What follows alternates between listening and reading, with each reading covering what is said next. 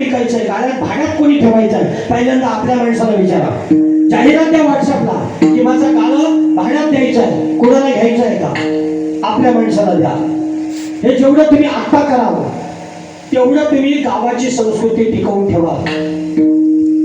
तुम्ही महाराष्ट्रापासून पुढची गावं जर पाहिलीत ना तर गावकरी राहिलेच नाही.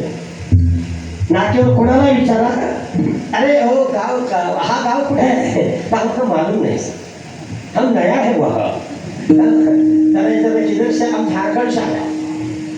हो गाव तरी काही नेपाली पाहिजे, नेपाली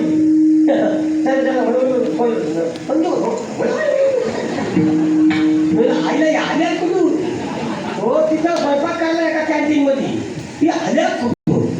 लक्षात ठेवा बरं का, तुमच्याकडे जिथे तुम्ही पहाड टाकाल ना तिथे पैशाचा पाऊस पाडू शकता महाराज. जागा इंच इंच जागा अत्यंत महत्वाची आहे. घर बंगला बांधण्याच्या प्रलोभनामध्ये स्वतःच्या काळजाचा तुकडा विकू नका, उलट त्याच काळजाच्या तुकड्याला विकसित करा आणि पिढून पिढ्याचे मालक आपल्या मातीत आपले निर्माण करा. ही गोष्ट तुम्ही निर्माण करा. अरे शिवाजी राजाचा आदर्श घ्या ना. छत्रपती शिवाजी राजानं सावकाराकडे गहाण ठेवलेली गवताची काडी देखील सोडवायला शिवाजी राजा गेले. गवताची काडी, तो सावकार डोळे वाटावून बघू लागला, अरे हा माणूस आहे का कोणा, कोणीतरी गवताची काडी अंगात म्हणून ठेवता का, बरं ठेवली तर ठेवली, पण ती सोडवायला कोणी येतं का. ते सावकार शिवाजी राजाला म्हणतो, अहो राजा इतर गवताची काडी होती, तुम्ही गवताची काडी सोडवायला आला, राजा कशासाठी. तेव्हा छत्रपती शिवाजी राजे म्हणतात, अरे माझ्या महाराष्ट्राच्या मातीचा पडतो, माझ्या महाराष्ट्राच्या मातीच्या गवताच्या काडीला मी गावात टाकणार, कारण माझी मातृभूमी माझ्यासाठी खरी आहे. एवढा विचार जर तुम्ही केला ना तर पिढीन पिढ्या आपल्या होतील, पिढीन पिढ्या आपल्या होतील.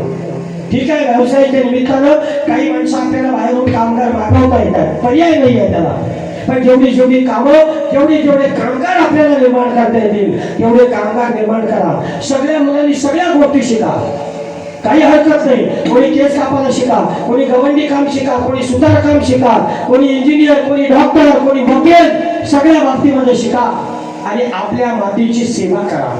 नाहीतर आपल्याच मातीत आपण परागंदा झाल्याशिवाय राहणार नाही.